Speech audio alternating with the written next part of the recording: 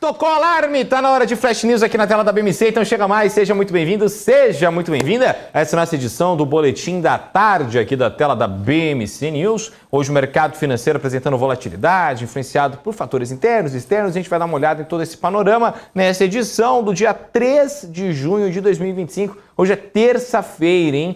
Agora junho começou de vez, hein? Já tá no dia 3 e agora daqui a pouco é só festa junina. Eu confesso, eu adoro festa junina e esse mês de junho vem com tudo. Bom, no mercado financeiro, temos um panorama aí de todo esse mercado. O Ibovespa oscilou bastante durante a manhã e opera numa leve alta. Novamente, tá, gente? Leve volatilidade. Ontem a gente viu um mercado que também operou em leve variação. Ontem ele teve uma queda de 0,2%, na casa dos 137 mil pontos. Hoje ele está atingindo aí 136.963 pontos, e isso no índice registrado às 11h45 da manhã, tá? Então, é uma volatilidade bem curta aí, é uma coisa bem nebulosa. Isso tudo impulsionado por quê? Pelas declarações do presidente Lula sobre o IOF. Vocês lembram daquela história? Fernando Haddad, ministro da Fazenda, apresentou lá uma mudança no IOF, deu um bafafá danado, inclusive, o pessoal não não gostou muito, né? O pessoal do mercado não gostou, o Ibovespa reagiu bem mal, depois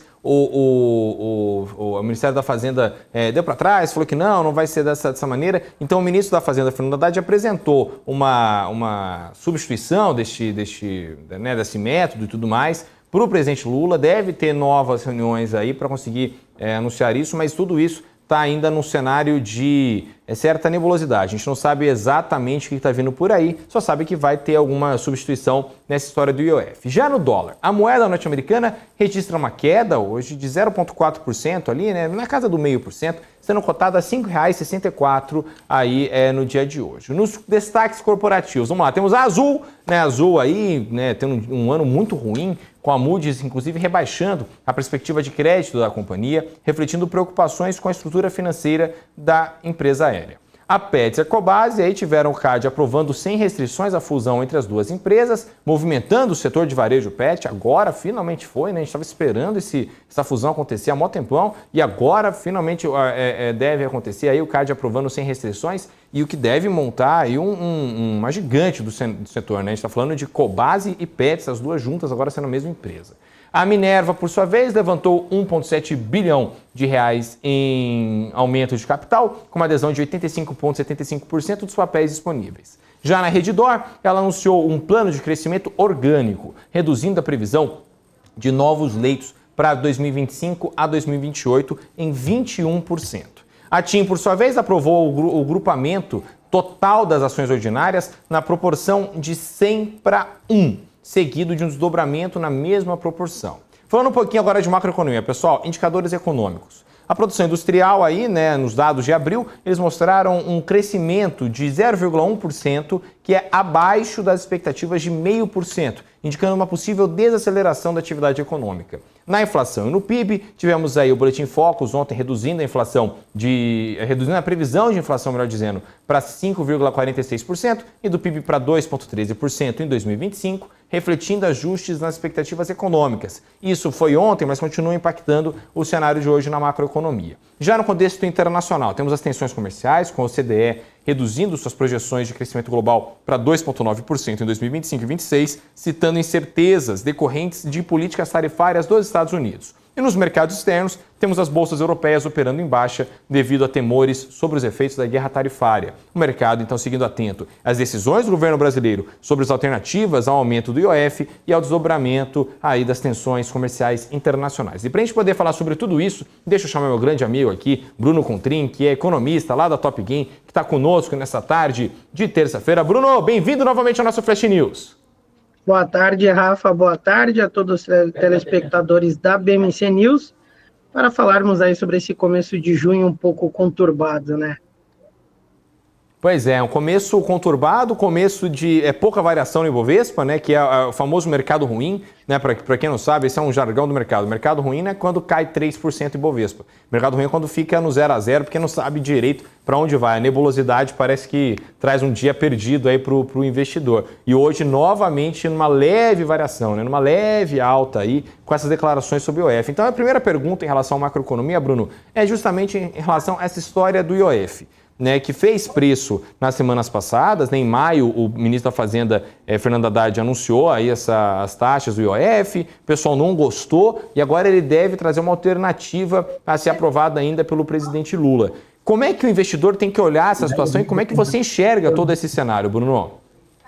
Bom, primeiro, né, ontem a nossa bolsa não apresentou também uma volatilidade tão alta, hoje ela já vem para um tom positivo de 0,26%, após as falas do nosso atual presidente, né, que até por volta do meio-dia ali segurou a sua coletiva de imprensa, que durou aproximadamente 1 hora, né. O Lula, que falou bem à vontade hoje na mídia, falou de diversos pontos. Ao ser perguntado sobre o IOF, ele falou que o Haddad não está errado sobre esse novo ponto e que, inclusive, está disposto, né, a conversar sobre a questão do fiscal do Brasil e manter as contas mais alinhadas, visto esta fala dele que trouxe um belo ânimo aos mercados. O grande ponto é de onde é que vai sair todo esse dinheiro para arrecadação, de onde o governo estava esperando tirar do IOF, né? Estão falando aí talvez do setor do petróleo, que talvez venha com uma arrecadação possível aí de 30 a 35 bilhões. Pois é, e essa história do petróleo também tem dado o que falar, né?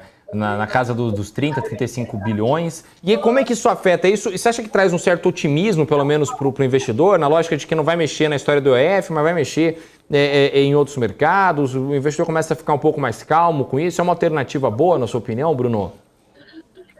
Eu acho que é uma alternativa que acaba onerando menos a economia num todo brasileira, né, Rafa? Porque é o seguinte, a movimentação de recuperação da Bolsa hoje, ela está sendo vista muito em cima do setor financeiro.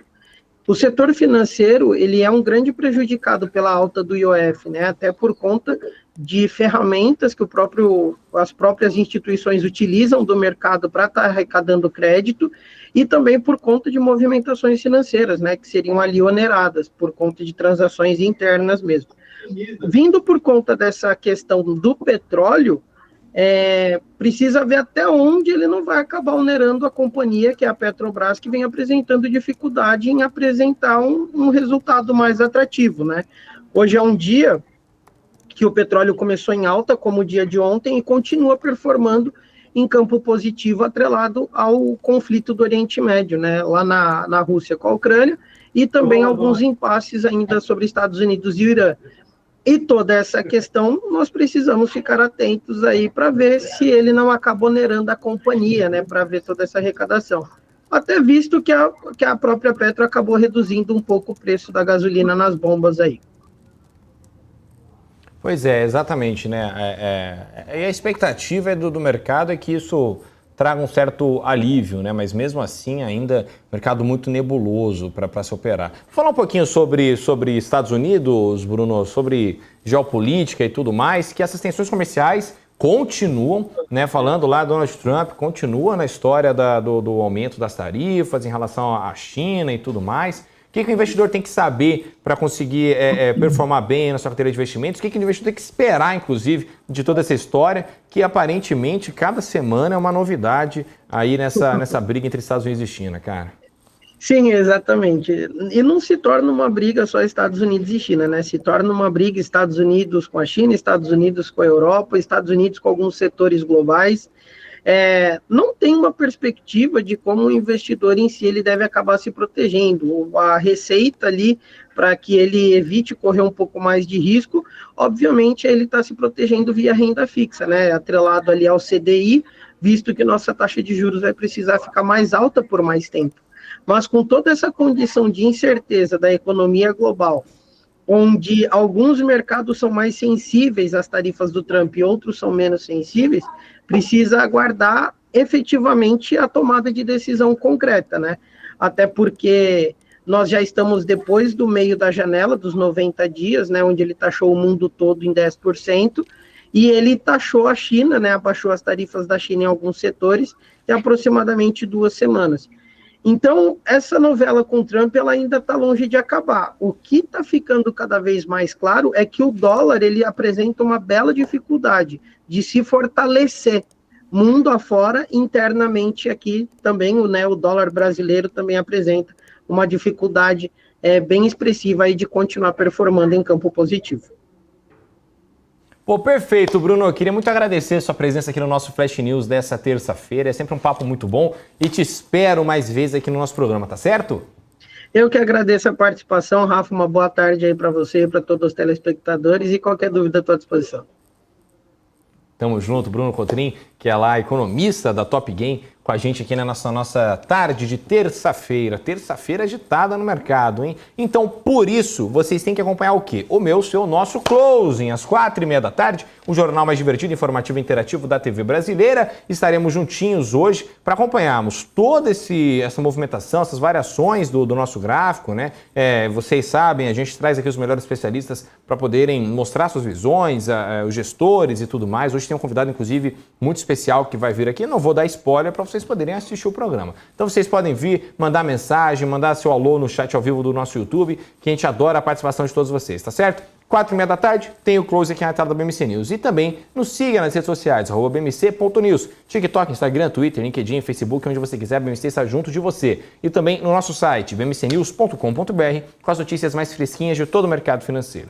4h30 da tarde, temos o closing, vamos falar sobre Estados Unidos, sobre China, sobre Brasil aqui, essa história do aumento do IOF, isso muda, não muda? ETFs, por exemplo, a gente mal fala de ETF no nosso programa, né? E tem tanto ETF, é interessante no mercado.